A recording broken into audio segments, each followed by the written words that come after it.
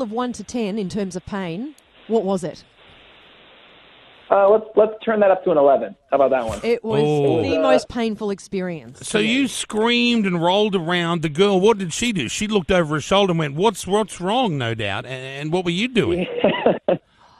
Well, I will say I didn't really scream because if you've ever been in like that real pain, you don't really actually make a noise. It's more like it just like some sort of sound comes out of you, but it's not really sustained. Like So a wincing sound. over. You're in shock, really. Yeah, and I basically went into emergency protocol.